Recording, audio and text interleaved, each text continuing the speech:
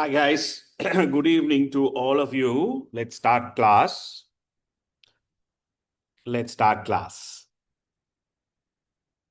So if you do have any questions, you can always type them in and I'll be happy to answer any questions you may have. Anyone here for the first time, can you say yes on the chat? If you're here for the first time, can you say yes on the chat? Please type if you're here for the first time. All right.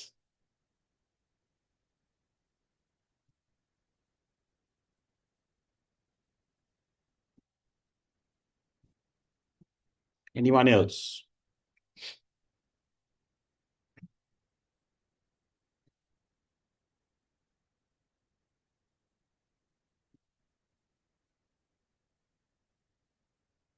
Okay. Right. So let's get started. Good. Let's get started. Last week, we started Global Marketing Decisions, the case study, and I took you through an introductory session, looked at chapter 1, and today we will conclude chapter 1. This week, I'm also going to give you a video, an extra video that I want you to watch on market segmentation. So I will post it in a few days and it's a long video, it's about 2.5 hours. So I will post it in a few days and I will inform you on the group. Please watch that as well. It's on market segmentation. All right. So the previous session's case study for global marketing decisions was on a company called Levi's, the jeans market leader. Okay, the jeans global market leader, 100-year-old company, large company. So that was an interesting case study. We really enjoyed it. We also have an assignment that we got with the case study. So the case study and assignment, I just shared it once again on the group. If you have missed it by now, you can download it. It's on the WhatsApp group. So I think by now you have read the case study. Many of you have done your homework. Well done. Many of you have done your homework. I wanted you to do a few things last week. I wanted you to read the case study, the previous session's case study. Why? Because this session's case study will only come in April. This session's case study and assignment will only come in April. By that time, we have to finish the syllabus, 6 chapters, right? So we have enough time. We are still in January. So we have to practice with something. Therefore, whatever theory I teach you, I get you to practice it with the previous case study, which is on Levi's. I hope it is clear, right? So the other 2 subjects, that's for CDC, Prashant subject and Inti subject, CEC, the assignments are out. So you can start work on those. But for the case study, the assignment and exam will only be released in April, and you have to finish it and submit it in June. Okay. So we will give you the exact dates as to when you can submit your assignment when it's due. So last week, I wanted you to do some homework.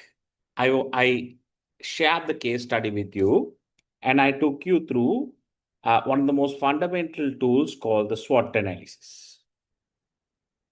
So I wanted you to read the 25 pages and do an exhaustive list of strengths, weaknesses, opportunities, and threats.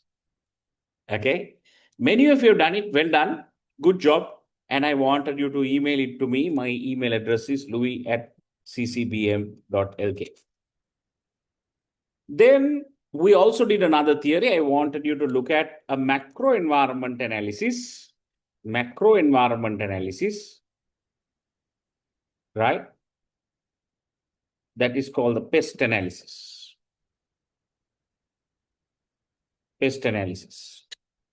Macro environment analysis or pest analysis. Okay. So good job. Again, simple theories. And I also need to tell you that I have shared 5 world prize winning assignments in the past 5 years, including 2025 for GMD. I have shared the 5 world prize winning assignments produced by our students at CIM, winning the world's #1 award for level 7. So the highest aggregate score for level 7 in the planet. So that's the prize winning assignment that you're looking at. So there were 5 assignments I have shared with you on the group. You can also find them on Google Classroom. And I can share it once again today as well. Okay. Now, whenever you are doing your work and practicing with the Lewi's case study, always go back. When we learn theory, always go back and see how students have analyzed those relevant theories in the case study. So if you look at the assignment, you have 3 tasks. The first 2 tasks are on the case study. The third task is for a chosen company of your choice. If you have not read the assignment by now, you can quickly read it. First 2 tasks are for the chosen organization. First 2 tasks are for the given organization. We don't know what it is until the case study comes. The third task is for a company of your choice. Right? So don't worry about that right now. Don't worry about that right now. Let's get a case study. Let's get the case study and then see what the question is and select what company to choose. Don't worry about that right now. For now, you understand all the theories. Please participate in class because I find that many students, there's a huge correlation to students coming to class to the pass rate. So if you join the classes, you will see you live lectures, you will see you will definitely pass. But there are students who don't join classes and they watch only the recordings all the time. The chances are you will not pass, right? Because you're not engaged and you're going to miss a lot of things. So please, you can watch the recordings, but as much as possible, join the live lectures because with our experience, we know that those are the students who are going to pass. Remember, you're doing the strategic level case study. And from next session onwards, this particular case study from next session onwards, from July onwards, next session, this case study will be an exam, not an assignment. Therefore, you must pass it somehow this time. Otherwise, when you're doing an exam, it will be a new syllabus and you have to study everything and go to the exam hall and do it. We don't know the questions until the day of the exam, until you see the paper, which means it's not like an assignment. Assignment, you get the questions, tutor can prepare you, I can evaluate your work, give you feedback, all that. But when it's a test paper or an exam, you only get the question in the exam and it's a closed book exam. So you are going to find it challenging if you don't pass it this time because exam pass rates in CIM is much lower than assignment pass rates because you have to study every single theory and go. Okay. I hope it is clear. I hope it is clear. Okay. Right. So shall we look at what we did last week and quickly summarize?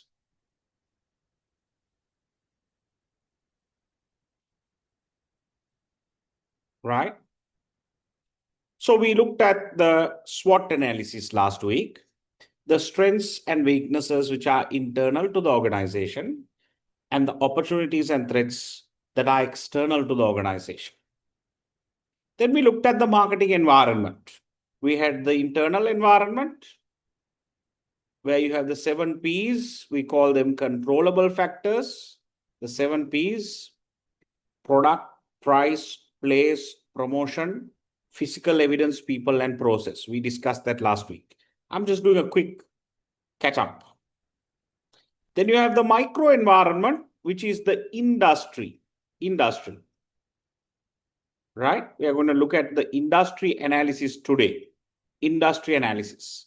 Industry analysis is to do with Porter's five forces.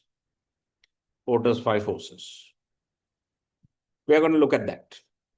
Then the outer layer in this onion is the macro environment known as the pest analysis. So the longer version of that is the pestile analysis.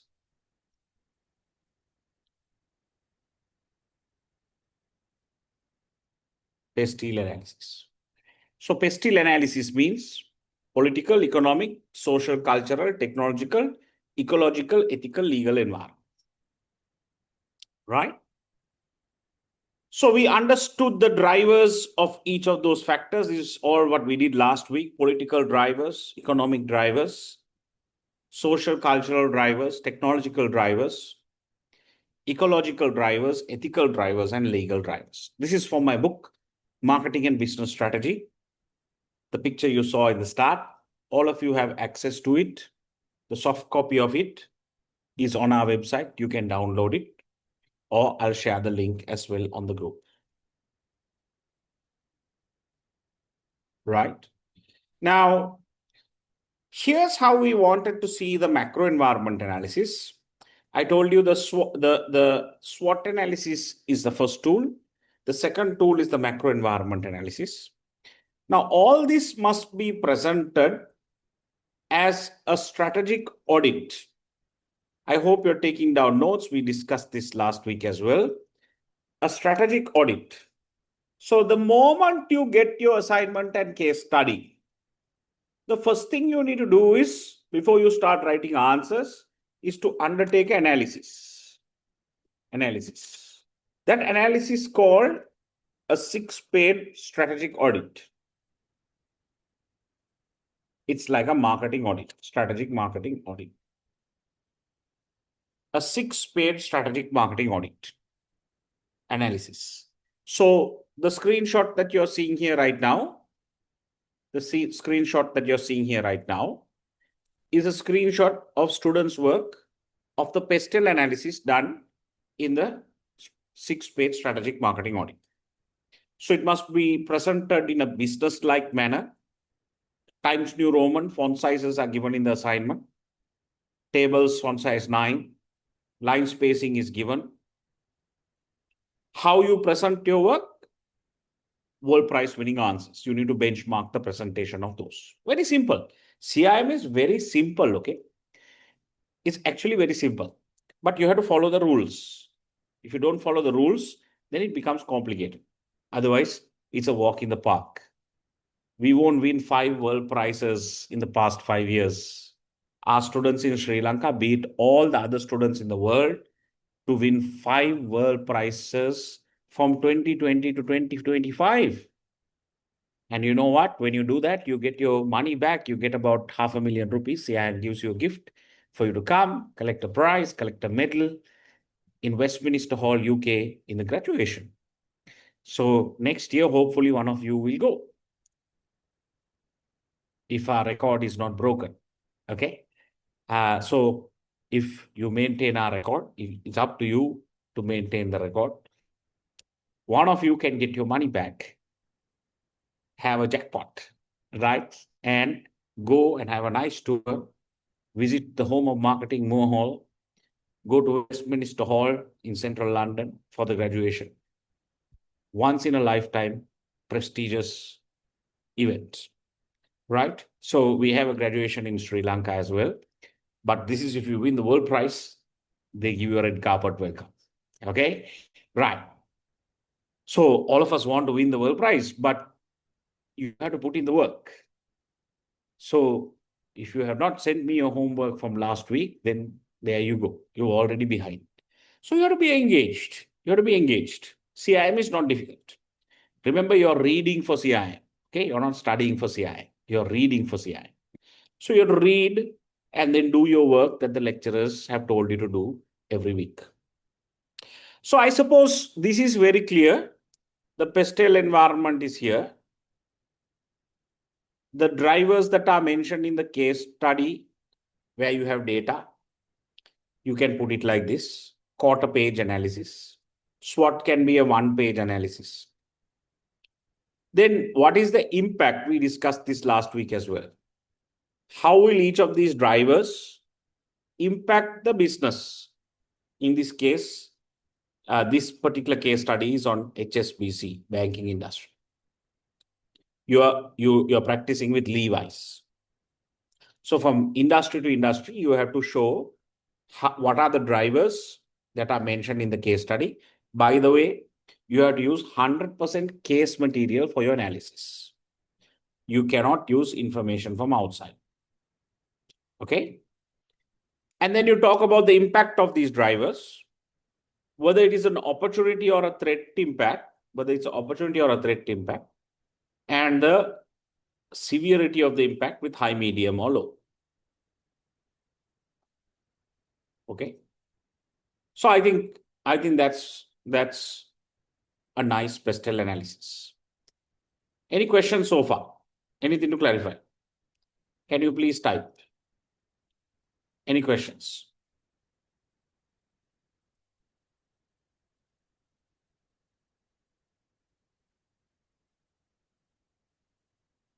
Assignment should be mentioned as April 2026 or July 2026.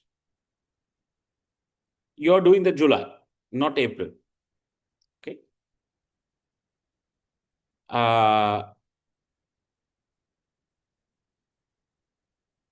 Okay. Right. So let's move forward. Now, guys, under the macro environment analysis, right, usually we do another kind of plan, which we call the scenario plan,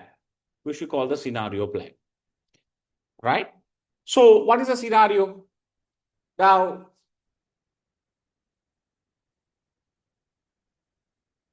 if you are running a large organization, imagine the weight on your shoulders. Let's say you are a global company, you have thousands of employees all over the world, your shareholders who wants returns, and you have people who want growth in your organization, and you have to lead this organization. Now today you can see the environment is so volatile, isn't it? Yesterday we saw Trump tweeting that he's going to retaliate and use military power in Iran. Iranians assemble the parliament and say, if you do that, we will also retaliate and all your allies will be bombed. Now, presidents giving comments like that means small countries like Sri Lanka and all other countries in the world will get smashed. Our stock markets will collapse. Our trading ties will collapse. Iran is one of the biggest tea buyers in Sri Lanka. And US is the number one exporter of goods from Sri Lanka. Our biggest export partner is USA. But tea industry is dependent on Iran. Huge market, tea drinking market. So countries like us are going to suffer a lot. Even if those guys sneeze, small countries will catch a cold. Right? So it's not funny, although, you have these guys tweeting all these things or putting them on X or whatever it is. If you watch the news, you realize that a war is imminent any moment now. Because I don't know if you're watching, there's a same thing like the Aragalaya happening in Iran, and already about 3,000 protesters have been killed. 3,000 protesters. Imagine if 3,000 protesters were killed in Sri Lanka. So that's the kind of thing you need to imagine. Now we are talking about the political environment here, global politics. Now, NATO might get involved, Russia might get involved, China might get involved, India might get involved. We don't know because there are different allies of different parties. And a lot of problems are going to take place if fighting starts, bombing starts, and trading issues, right? Certain trading shipping routes will be blocked, right? Airlines will not fly on no-fly zones. We're going to have huge problems. Okay, economies will collapse and our trading will go down. So you can see sometimes you need to understand where the environment is right now with the pestle analysis. But scenario planning is to have a long range view. To have a long range view. By the end of this year, how will the environment change? You need to have a view. You have a view. We don't know whether it will be real or not. How will the environment change by the end of this year? Locally and globally. If you are selling in global markets, then you have to understand global perspective. Locally also, we have a challenging political environment right now. Yesterday, the government withdrew their education reforms. I'm talking about macro, okay? I'm not talking about, this is not politics. I'm talking about macro environment because some of you are little macro illiterate. Because you don't read newspapers, you're only on Instagram, okay? You don't get all the news on Instagram, okay? You have to now, to me, my TV is constantly on. I always watch the news, right? Always watch BBC. Always, these few days are above my head actually right now, right? Every day I keep watching. Why? Things change so fast. If you are into the stock market, you need to keep watching the markets on Bloomberg, right? Because there are opportunities for trading to make money as well as the markets will go down. Do you know that Sri Lanka stock market broke a record today, highest trading in the history in the stock market? Did you know that? Did you know that? Highest trading in the history of the stock market today in Sri Lanka. But then we also have a problem. If this war breaks out, we are going to be impacted big time. Big time. Yesterday, the government of Sri Lanka withdrew their education reforms, which are supposed to come this year. And 4 days ago, the president said, I will not stop the reforms despite any pressure that I get. It is going to come through this year. 4 days later, they withdrew it and said, this year we are not going to. So it's a bit of the government is also in a bit of a shaky footing at the moment. You see, this is a political environment. Now, as a business person looking at all this, you're not involved in politics. You can't control politics also as a business person, but you need to be aware because there are opportunities and threats when the macro changes. That is why you need to be aware. I don't know whether you know this, but United States withdrew last Saturday a pact that they signed with Sri Lanka in 1951, which was called the Colombo Development Plan. The Colombo Development Plan, the pact between US and Sri Lanka, signed in 1951, right? None of us were born then, okay, which is that old. They had a lot of funding every year coming to Sri Lanka for different projects. And they just withdrew that last Saturday, saying no more funding for Sri Lanka. And so many other countries also, they withdrew, right? So now we don't even, that didn't come in the news also that much, but you can Google it and find out. It was called the Colombo Development Plan. They withdrew. We don't know. What if Donald Trump introduces 50% or 100% tariffs on Sri Lanka tomorrow? Where will our garment companies go? Where will our tea rubber exporters, what will they do? What will happen to our economy? We don't know. So we are treading on very dangerous waters at the moment. And you see now, if you are working for an organization, you go, do your job, close the workstation, come home. None of these should bother you. None of these that I just told you, you don't need to know. You be on Instagram, look at your newsfeed, Snapchat, do chat GPT, fine. But if you are a CEO getting paid 5 million rupees a month and there are 5,000 employees within you who you have to pay salaries at the end of the month, then you're paid, right? Let's say you're given a high-end Merc, you're paying 5 million rupees a month, you're getting a huge bonus every year. That means you need to know what's happening. You need to know macro. That's business. That's business, right? Then you have to know the macro because that's the job. Because every month there's a board meeting. You have to go to the board meeting and answer your shareholders, your board of directors are going to ask questions. Hey, Puta, budget is in October. What do you think? What are the opportunities? Where can we diversify? Which markets can we invest in? How can we get more returns? Can we change our strategy? If so, you have to change it now, anticipating any opportunities in October or November when the budget comes. We don't know, right? So long range forecasting, right? Now, if you get a company like British Airways, if you get a company like large company, right? You've got many large companies, Walmart, Google, Apple, as a case study.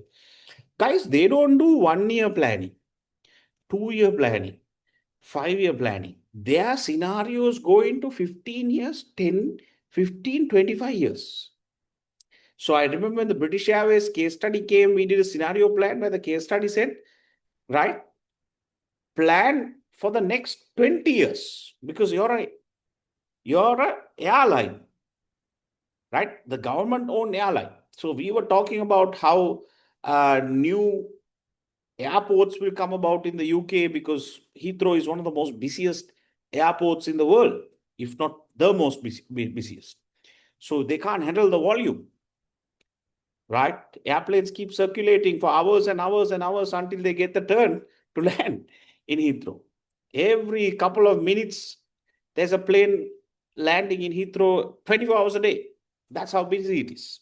So my point is, we were talking about how they will develop hubs and so many airports, 10, 15 airports in the next 10, 15 years so that they can handle this demand. Now, that is the long range planning. You can't, for an airline and airports, you can't think about this month and next month. No, that's not strategy. Strategy is about the future, 10-year horizon, 15-year horizon. So you long range planning. Where will the economy go? What are the opportunities? What are the threats? Okay. I hope it's clear. I hope I'm making sense. I hope I'm making sense. Do you understand what I'm saying? Can you please type yes or no? Can you please type yes or no if you understand what I'm saying? I want some feedback. Right? Is it too difficult? Right? You understand what I'm saying, right? You understood everything. Good.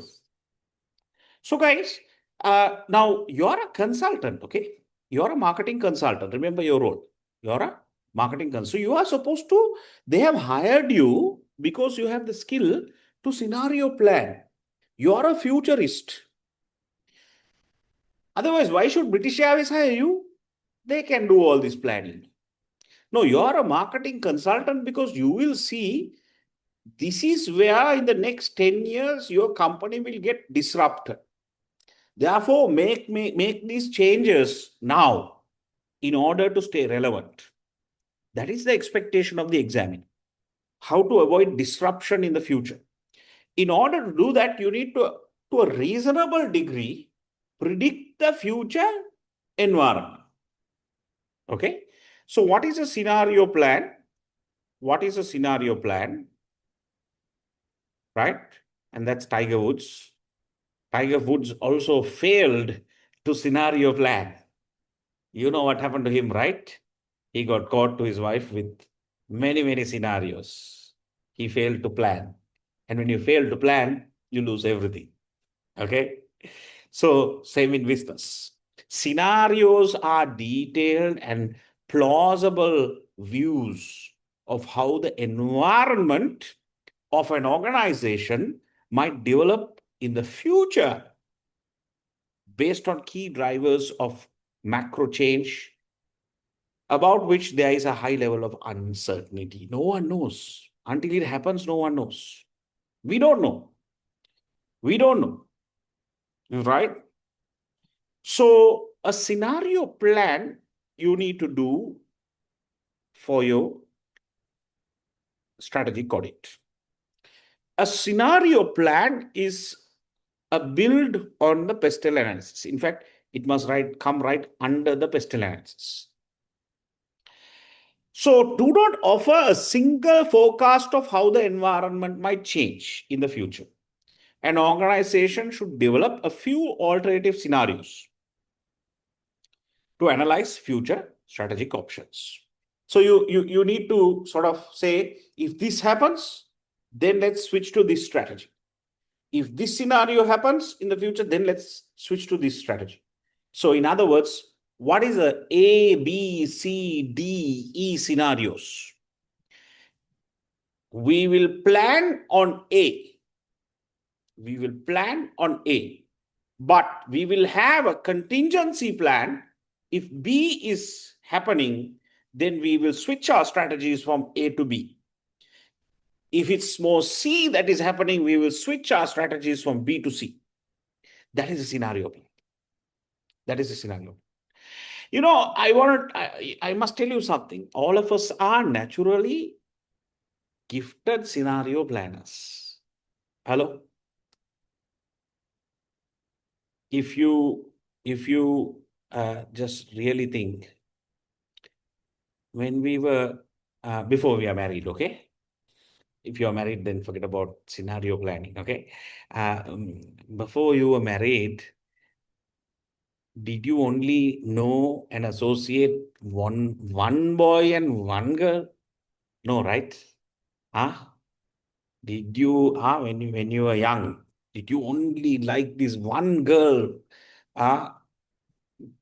Only friend, only girlfriend. You never looked at any. No, right? That's not how it works. You will have so many friends, so many friends, so many scenarios, so many scenarios.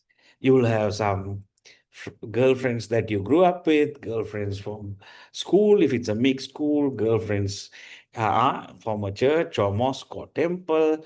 You'll have some neighbors, you'll have some, right? So you'll have about 25 girlfriends. Isn't that right? Of course, you'll go out with one or two or three, or I don't know, right? Now, what happens?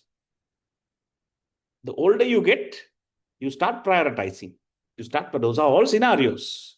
You start prioritizing. You naturally say, my life is better with this person, option C. But that is before I was CIM qualified. Now I finished my CIM. Now I'm moving from option C to option F. Or option, F is a bad word, option D. I'm now moving, now I'm switching my scenario. Now I finished my MBA. Now I'm moving back to option A. Right? So you are also naturally scenario planner. Your parents will sometimes come and tell you, right? If you're a girl, Pudha, now you have to get married. You have 1 year, decide on whom you're going to get married to. Then you have to decide. You have so many options. Isn't that right? Then you have to decide, and you will, based on all the scenarios, pick the best scenario that you like. So we are naturally gifted. Human beings are naturally gifted scenario planners because we always want the best for us. We always want the best for us. You won't go and marry someone because you are the best person for that person. No. You want to be happy. Isn't that right? And you will find the best person. Right. So now that is a natural scenario planning exercise. Same thing. In business, you will have plan A, plan B, plan C, plan D. So many plans. And you will have strategy A, B, C, D for plan A, B, C, D. And you will switch from plan to plan and change your strategies even as the environment changes. Now, if you don't have any plan and you have only one plan and one strategy, you now know the repercussions of that. When the environment changes, your plan is irrelevant, your strategy is irrelevant, you have failed. That means you have no scenario planning. No scenario planning. Can you please type yes if you understood what I just told you? Can you please type yes or no if you didn't understand what I told you? Is it clear? Is it clear? Right? So you are a futurist. You have to forecast, you have to predict, you have to look at trends, you have to look at data, you have to have a good macro understanding to predict. This is how people make money because they know property prices will go down next year. So I have to buy and keep. Then 2 years' time, there's going to be a boom on property, and I can make good money. So that is scenario plan. They know that because they have looked at it over years, and they have the data, and they're able to predict the environment. So going back into how we do this in theories, right? Now, a scenario, you'll read the case study, and you'll have a base case, a best case, and a worst case. Right? So the base case is the plan. The base case is the plan. So you will read the case study and say, here's the base case plan. And if this works, then we are going to achieve this financial forecast. We're going to make so much of bottom line. But if this doesn't work and the environment changes, then we need to move from this plan to this plan. Right? If so, our strategies must change. And if this also doesn't work, if the environment deteriorates, and if it does not offer promising results, then you need to change your plans to the worst case outcome and change your strategies accordingly. Okay, so that is scenario planning. So I will help you with scenario planning when the case study comes, but simply it is to have the scenarios and then come up with a base case, best case, and worst case plan, strategies, and a financial forecast. Right? So once we read the case study, this is another example by students of how you prepare a scenario plan. A base case, which is the plan that's mentioned as description, and the best case and the worst case scenarios. Okay.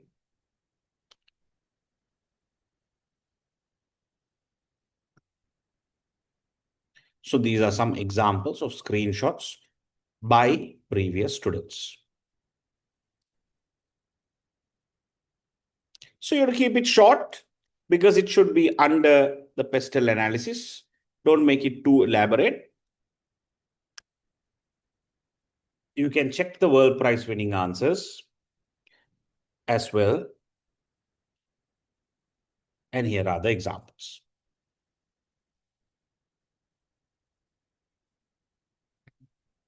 All right.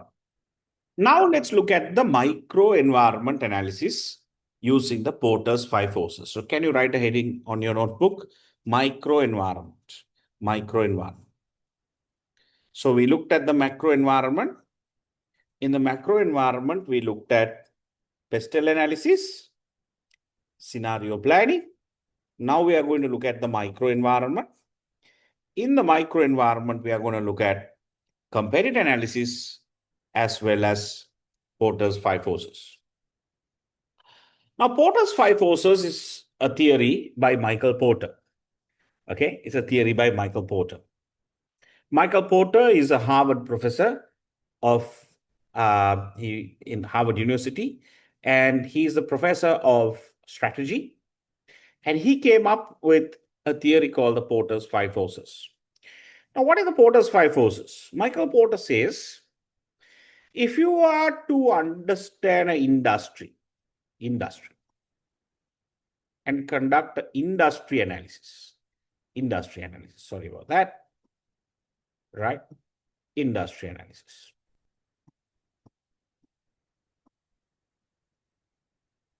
Industry means micro environment. Micro environment, right?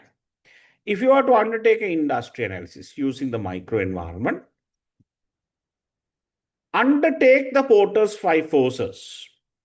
So the 5 forces are right in the center. The rivalry among the competitors, existing competitors, the threat of substitute competitors, threat of new entrants to the industry, the bargaining power of customers, and the bargaining power of suppliers. So if you analyze these 5 stakeholders, new entrants, substitutes, existing competitors, customers, and suppliers. If you really understand each of them in the industry, that means you're studying the industry or the micro environment, right? So how do you undertake analysis reading the case study on the Porter's 5 forces? Now let's do a Porter's 5 forces analysis. Please pay attention. I'm going to ask you some questions now that you need to answer. Please think before you answer, right? So tomorrow, let's say you don't like your job. Let's say you don't like your job, okay? And you quit your job, so you give your resignation because you don't like your boss. And let's say you are married, okay? So you have expenses. So you go home and tell your wife, darling, I gave my resignation. I can't work with that fellow, right? Let's open a small business together. I want to see you 24 hours of the day. Right? Let's open a business together. I can't work. So you go and tell your wife, and your wife says, wow, I love the idea being next to you for 24 hours of the day. So let's do something. So both of you scratch your heads and say, okay, why don't now we can't start a big business? We don't have a lot of capital. We have only a little capital. And we have 30 days because I have given my resignation now. Last day is 30 days. We have to start something fast, really, really fast, because I have to earn my monthly income. I have a lot of loans, leases, all that. So why don't we open a small Chinese restaurant? Let's not do anything big. Let's open a small Chinese restaurant. You tell your wife, the wife loves the idea, but then she asks you, who's going to cook? You tell her, okay, don't worry, darling, Chinese restaurant. No, I will cook. Right. Let's find a small place on Duplication Road. Okay. Let's find a small place. So you go to ikman.lk, look at places for rent. You find a nice place for about 50,000 bucks, small place where you can keep a gas. Put a small board, call it whatever, Duplication Chinese or whatever it is. And then you say, let's go. I have a little bit of capital. Let's go to Apico and buy all the equipment tomorrow. And let's register a name. You cut the vegetables. I will do the cooking. And one of us can also take the money. We'll make 100 lunch packets a day. Price it at this. If we sell all 100, that means I am going to earn more than my salary a month. So you have done the numbers. You've done the numbers. So a marketing qualified guy, so somehow sell 100, right? Target some companies. Some companies have more than 100 employees. So if you can do that, fantastic. You can come back home when you sell that 100 and enjoy your life. Sounds like a plan, right? You like the business? Right. So now you go with your wife to Apico to buy all the stuff. If you go to Apico Hyde Park Corner, you can buy everything. You can buy a big wok. You can buy a gas tank. It's a small Chinese restaurant, okay? You can buy all the vegetables. Chinese restaurant, you need what? Carrots, leeks, no? Rice, chicken, fish, all that you can buy, right? Because you have to only sell 100 lunch packets a day. And you are a small operation, entrepreneurial operation, startups, right? So it's an interesting idea. So you now say, darling, before I go in, now you're in the car park of Hyde Park Corner. I remember Louis telling us to do an industry analysis before we enter a new industry. Because I am going from the banking industry to the restaurant business. Shall we do a quick Porter's five forces analysis? Right. So now you're in the car with your wife. Both are CIM qualified. So you are remembered, my God, before I go into this industry, I have to do an industry analysis, Porter's five forces analysis. Right. So shall we do an industry analysis just for fun? Right. For the Chinese restaurant business. Right. Chinese restaurant, a small restaurant, okay? Two-man operation, right? But it's okay. You can do a Porter's five forces. So the first question, the first one that you need to ask yourself is, what are the threats of new entrants? That's the first force to the Chinese restaurants business. What are the threats of new entrants? Now, the threats of new entrants to the Chinese restaurant business, is it high or is it low? I want you to answer. Can you please type? So think threat of new entrants to the restaurant business, Chinese restaurant business. Can you please type? Is there a high threat of people coming in to the restaurant business, or is it a low threat of people coming into the business? Can you please type? Can you please type? I want to see what you're thinking. Right? Good. Good job. Good job. Good job. Yeah. So it is high, right? It is high. Good. Why? Why is it high? Can you please type? Why is it high? Deshan says because it's on a duplication road. There can be others also. Yes. Good. Why? Why is it high? Why is the threat of new entrants high? Can you please type? Just give me some reasons. Anyone can enter. No barriers. Very good. Right? Anyone can come. Low capital. Lots of. Right. So now, good. Now, threat of new entrants. Threat of new entrants is high. Threat of new entrants is high. Right? Threat of new entrants is high. So why?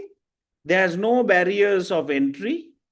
These are the drivers of threat of new entrants. Very low barriers of entry. Therefore, threat of new entrants are high. You don't need economies of scale. You don't need brand loyalty. When people get hungry, they will say, where can I buy food? You don't need huge capital. You don't need experience. You don't have a lot of regulation, government policies. You don't need a lot of distribution. Switching costs are also, right? So you can see that threat of new entrants are high because of these drivers, these reasons. Got it? Threat of new entrants are high because of these reasons. Right. Now, let's look at threat of substitutes. These are the drivers. Threat of substitutes. Is it high or is it low? Think about the substitutes before you answer. Before you answer. What are substitutes to Chinese food? Other food, right? Sri Lankan food, Malaysian food, Japanese food. I don't know. Other cuisines, Indian food, other cuisines, right? So those are the substitutes.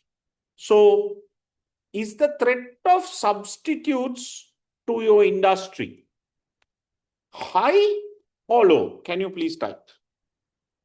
Is the threat of substitutes to your industry high or low? Can you please type?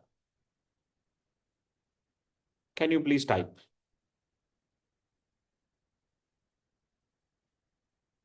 Can you please type?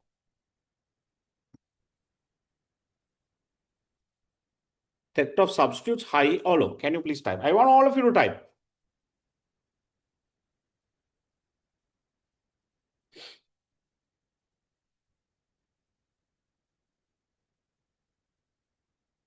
Can you please type? I'm waiting for the answers.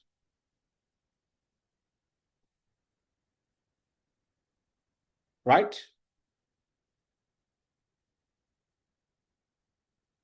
Threat of substitutes are also high. Threat of substitutes are also high. So can we mark that? High. Why is it high? Because there are so many other substitutes. So many other substitutes. Therefore, the threat of substitutes are very, very high. Now let's go into the third factor. Number 3. What is the bargaining power of customers? Do customers, now picture you standing there with your wok at your 100 lunch packs, your wife at the back with a small board. Customer comes in front of you. Do customers have a lot of bargaining power over your business or low bargaining power over your business? Can you please type high or low? Can you please type high or low? Is the bargaining power of customers high or low? Can you please type? I want all of you to type. Please type. Is the bargaining power of customers high or low? Can you please type?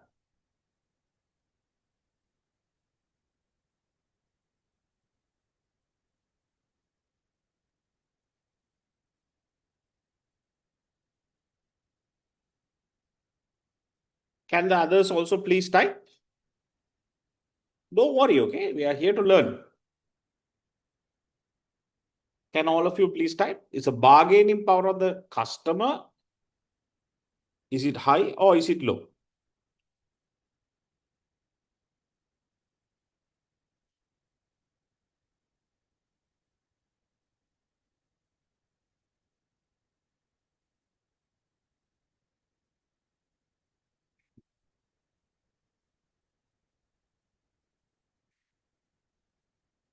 Bargaining power of the customer, high or low?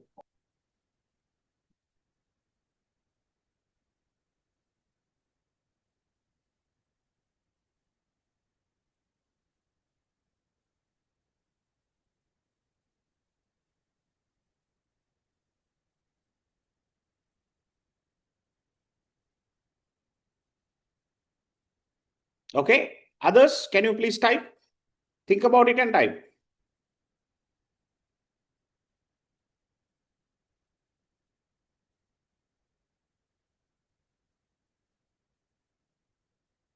Right. Yeah, good. So the bargaining power of the customer, guys, the answer is it's high. Why? Because the customers will have so many Chinese restaurants, not only your option. Now the customer's bargaining power will be low if you are dealing with electricity board or water board, which are monopolies, because you have to work with them. So the bargaining power of the customer is low. But when you have a lot of options, the bargaining power of the customer is high. I hope it is clear. Did you get that? Did you get that? Bargaining power of the customer in this industry is high. Bargaining power of the customer is high because the customer has so much of variety. Now let's go into the fourth factor, right? Bargaining power of suppliers. Now think very carefully. Number 4, right? Is it high or low? Who are the suppliers? Suppliers to your industry, a gas supplier, vegetable supplier, like that, ingredient supplier, Ajinomoto supplier, rice supplier. Those are the suppliers. No, you don't have very big suppliers. But suppliers to this small setup, when they supply things to you, water or whatever it is their bargaining power high or is it low? Can you please type?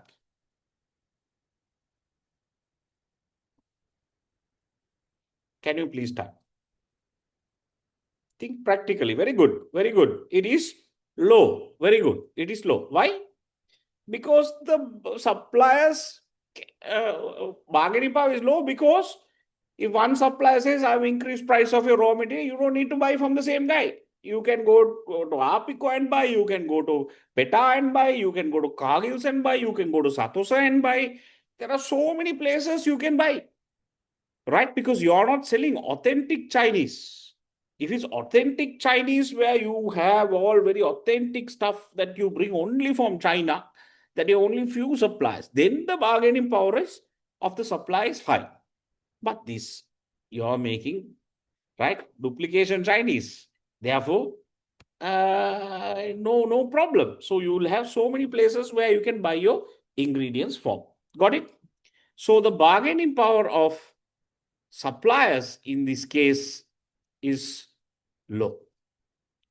Now, how about the fifth factor?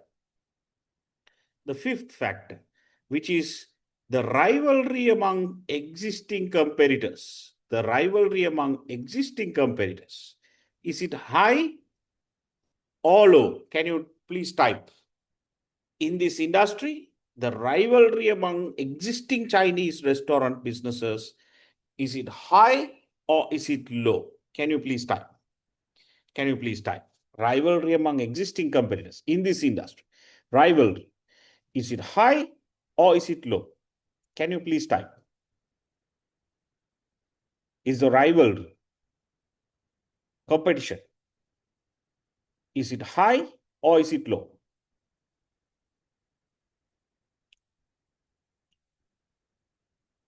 Can you please type? I want all of you to type.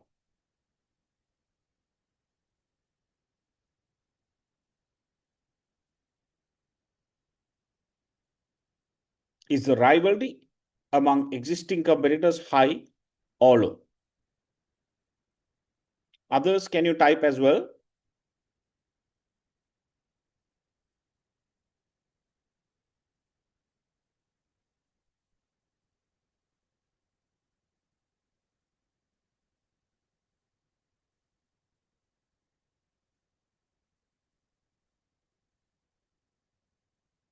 Right? So the rivalry among existing competitors are high. Right? So now you can see how we did a Porter's five forces analysis. Right? Now, how we really do this in GMD is like this. This is an example of a Porter's five forces industry analysis. You have the five forces here. Then you will read the case study, go through these drivers for each factor. Of course, I will help you. You'd go through the drivers and then based on the case material, you'll put the drivers based on availability of case material. And then you'll talk about the impact of each driver.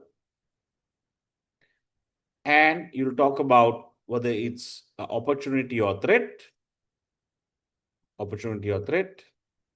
and then the impact of it, high, medium, or low. Okay. So Porter's five forces analysis is done like this, but you have to use 100% case material. 100% case material. Here are other examples of Porter's five forces analysis. You can see done in the World Prize winning answers as well.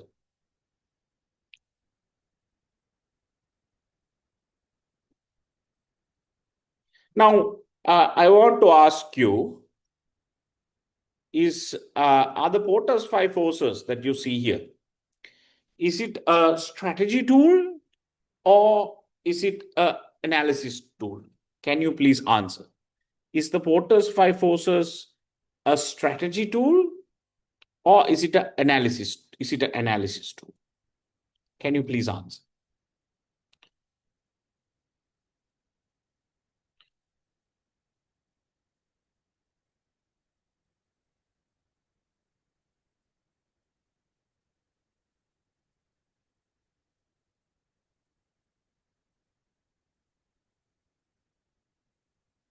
So, okay, yeah, right.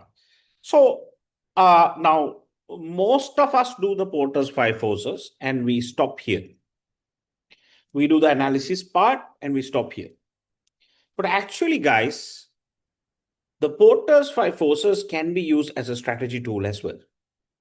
That means how you can develop strategies from this analysis. I'll show you. So in the Porter's five forces, we analyzed, what did we analyze? We analyzed the rivalry among existing competitors, the threat of new entrants to the industry, the threat of substitute products, the bargaining power of customers in the industry, the bargaining power of suppliers in the industry. These are the things we analyzed. Okay. Now, once you finish your analysis, you have to use this tool as a strategy tool. So how do you use it as a strategy tool? Here's the answer. This is from my book. You need to come up with initiatives to reduce the bargaining power of suppliers. How do you reduce the bargaining power of suppliers? You need to come up with initiatives or strategies to reduce the bargaining power of customers also. Now think about it strategically, okay? How can a company reduce the bargaining power of suppliers? If you learn that, you will have control over your suppliers. How can a company reduce the bargaining power of customers? If you learn that, you will have control over your customers. Companies like Cargill's have done it brilliantly. Companies like Dialog has done it brilliant. That's why even if you want to switch from Dialog, you find it hard to switch. That means same with Apple. Even if you want to switch the brand, it's very difficult because the company has reduced your bargaining power through innovation, by adding more value, by launching an ecosystem of products that you can't get out of because everything is connected to the other product. Apple is a great example. Dialog is a great example. Cargill's, look at Cargill's. Wherever you go, you have a Cargill's. So they have used that network effect to give you the lowest of lowest prices. So they've reduced your bargaining power, including the suppliers. If you are a grower in this country and if Cargill's don't buy from you, you're done. Because growers come to centers with their vegetables, all those things, and they have truckloads of stuff. And who's going to buy it? Cargill's will buy it because they will have hundreds of outlets, but they will say, this is the price, we're going to buy it at. So that means they have reduced the bargaining power of suppliers. You need to also strategically understand this, how you can apply this to your life. How you can reduce the bargaining power of your wife. No? How you can reduce the bargaining power of your husband. You know, poor husbands, no? First month when we get married, second month when we get married, we come home and give our salary to our wife, no? That is the day you lose your bargaining power. That is the day you lose your bargaining power. Right? I have made that mistake. Most husbands make that mistake. Don't ever make that mistake. Right? You do it out of love, no? First few months, nice time, no? Honeymoon, all that. After 2 years, if you don't come home and give your money, they will ask, where is your salary?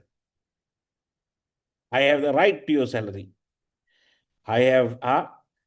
You have been giving it for the past 24 months now. Why haven't you given it this month? Who are you giving it to?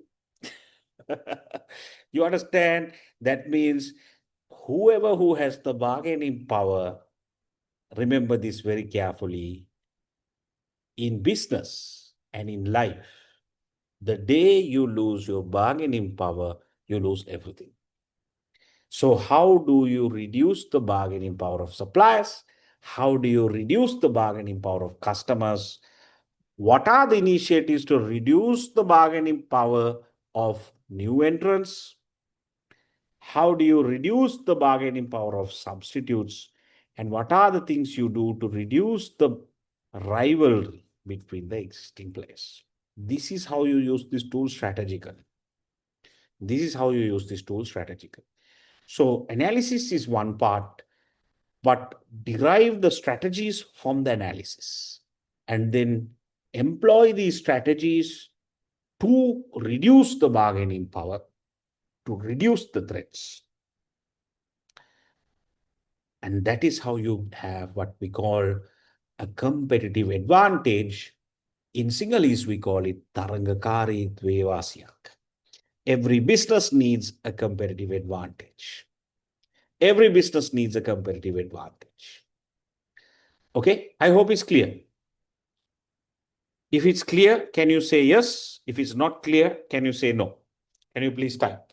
If it's clear, can you say yes? If it's not clear, can you say no? Can you please type? Can you please type? I want some feedback. Is it clear? Can you say yes? Porter's five forces. Porter's five forces.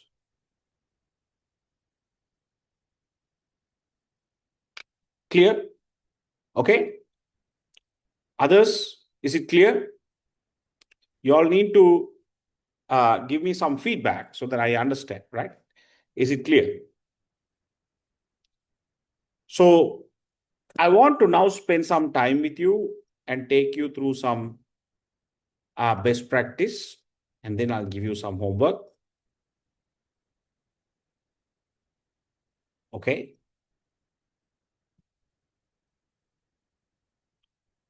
So let's look at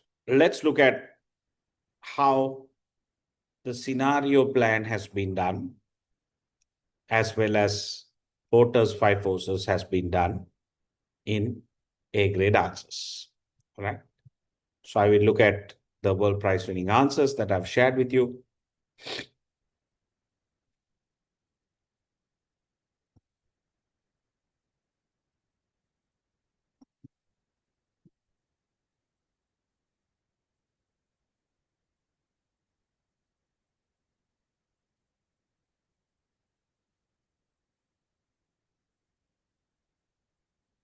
So let's look at this one first.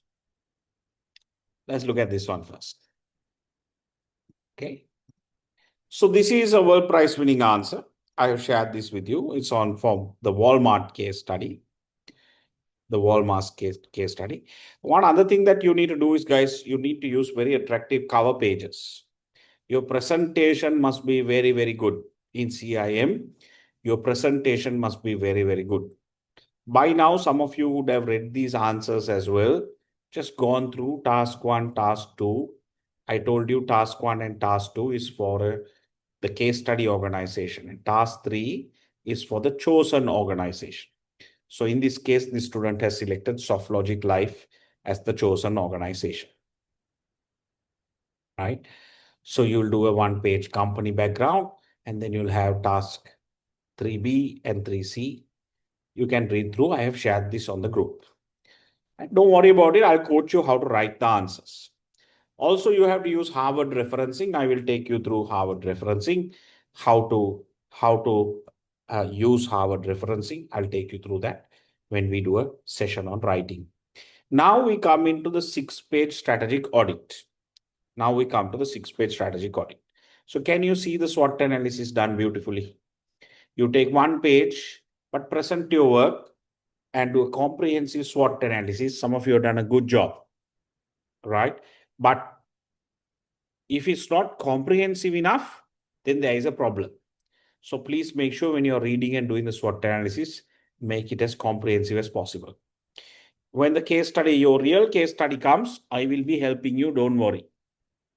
I will be doing all the analysis and giving it to you, but you can't cut and paste that. You will get plagiarized. So you have to do your work, but you can look at my work and benchmark. Okay. Now, if you look at this, it will show you the pestle analysis that we did last week, right? Very clear pestle analysis, quarter page. Under that, you have the scenario plan we did this week. So you have the scenarios, the description is the base case, and you have the best case and the worst case scenarios. And then you have the Porter's 5 forces analysis. Can you see here? The student has done a Porter's 5 forces, about half a page, Porter's 5 forces analysis. Okay, don't worry about the other tools. We will slowly do the other tools. So these are the big tools that I want you to learn first. Shall we look at another one? Shall we look at one more? So you have to always keep going back and looking at the world prize winning answers, right? You have to go back and look at the world prize winning answers. Then you know how to undertake your work. So this particular assignment was for the Toyota case study. Let's look at the 6-page strategic audit, right? Let's look at the 6-page strategic audit. This student has done for Toyota, right? The 6-page strategic audit. SWOT analysis is the first page. So you can use the same thing. Nicely present your work. You can color code your work like this. Font size 9, PDF. And then you have the student doing the pestle analysis that you can see here. Very small one. That's a good size, quarter page. Under that, the student has done the scenario plan. Can you see here? Pestle and scenario plan, both together is half a page. The base case, the plan, the best case, and the worst case. And then the student has done a quarter page, or maybe even half, Porter's 5 forces analysis. Nicely done. That's it. Right? So for homework this week, can you please note? Can you please take down the homework? Right? So if you have not done the SWOT analysis, please do that. Read the Lewi's case study and do a 1-page SWOT analysis. Some of you have done a SWOT, but it's half a page. That's not enough. Comprehensive 1-page SWOT analysis. Then you need to do a pest analysis plus a scenario plan, pest analysis plus scenario plan. Then you need to do a Porter's 5 forces analysis. Okay. Remember, you have to use 100% case material. You can't take any stuff from outside. So you read the case and do this. Okay. That's the homework you have for this week. You can email it to me in PDF format, beautifully presented after you are done. Any questions? Anything to clarify? Any questions?